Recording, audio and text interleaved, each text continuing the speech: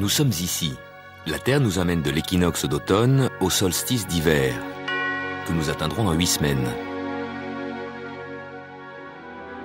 En ce moment, l'astre le plus brillant dans le ciel du soir, c'est Jupiter, la planète la plus grande du système solaire, 300 fois plus massive que la Terre.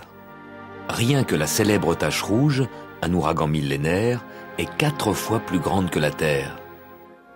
Jupiter est une sphère faite de gaz. On ne pourra jamais y atterrir car il n'y a pas de terre ni de surface. Au centre de cette énorme sphère de gaz se trouve sans doute un noyau rocheux ou métallique, grand comme la Terre. Le diamètre de Jupiter est 12 fois celui de la Terre. Sa masse est 300 fois plus grande que la Terre. Les forces d'attraction empêchent les 4 lunes galiléennes de tourner sur elles-mêmes. Elles sont liées à Jupiter et lui présentent toujours le même côté. Une de ces lunes, Io, est tellement tiraillée entre la force gravitationnelle de Jupiter et des autres satellites qu'elle se déforme, ce qui est peut-être la cause mystérieuse de son réchauffement et de ses éruptions volcaniques.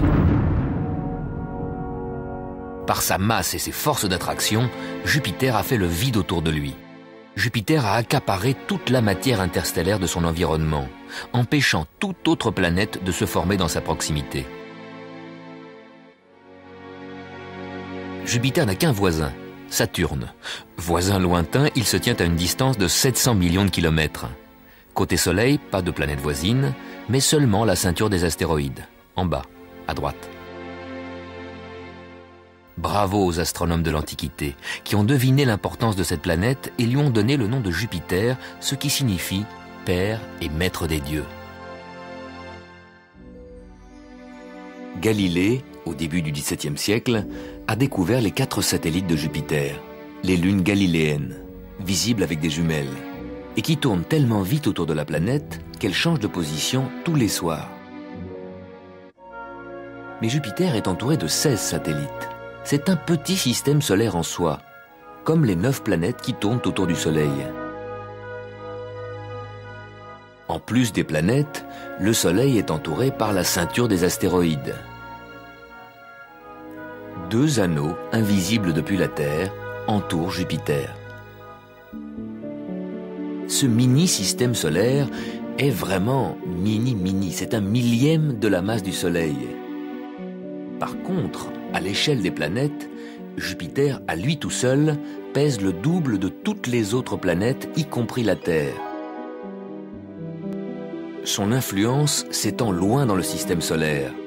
À 800 millions de kilomètres, sur l'orbite de Jupiter, 2 groupes d'astéroïdes, les Troyens, précèdent et suivent Jupiter comme une escorte lointaine du père des planètes. Le Soleil et Jupiter se sont formés en même temps il y a 4,5 milliards d'années, au centre d'une même nébuleuse, en attirant et en accaparant de la matière. En attirant de plus en plus de matière, le Soleil est devenu tellement massif que les pressions intérieures provoquent des réactions nucléaires permanentes, d'où son rayonnement.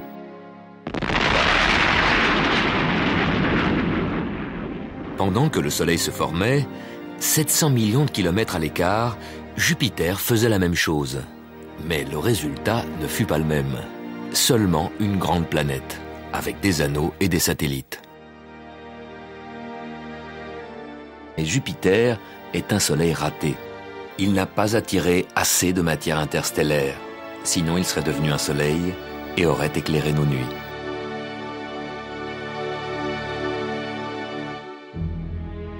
Les planètes qui tournent autour du Soleil forment 2 clans très différents.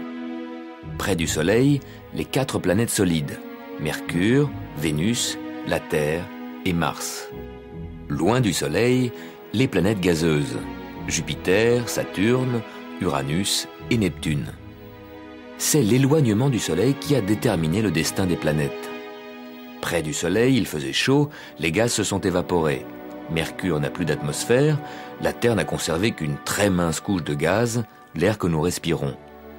Loin du Soleil, les gaz, l'hydrogène et l'hélium, se sont maintenus pour former des planètes géantes comme Jupiter. Près du Soleil, les forces d'attraction sont plus grandes. Le Soleil freine la rotation des planètes proches, Mercure et Vénus. Loin du Soleil, Jupiter et Saturne tournent 2 fois plus vite que la Terre. Près du Soleil, la Terre n'a qu'une seule lune. Mercure et Vénus n'en ont aucune. Loin du Soleil, Jupiter et Saturne ont une multitude de satellites et des anneaux.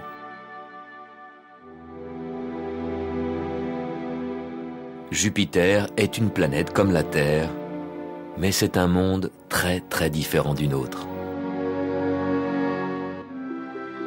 La semaine prochaine, ce sera la fin de l'heure d'été.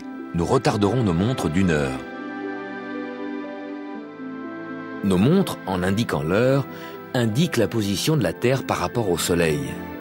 En principe, quand le Soleil passe le méridien de Paris, il est midi à Paris.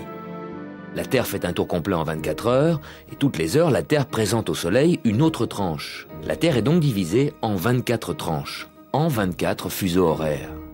1 heure après avoir présenté au Soleil le méridien de Prague, la Terre va présenter au Soleil le méridien de Paris. 2 heures après, la Terre présente au Soleil le méridien sur lequel se trouve le Brésil et aussi le Groenland. Encore 2 heures plus tard, le Soleil passe le méridien de New York. Et 3 heures plus tard, Los Angeles.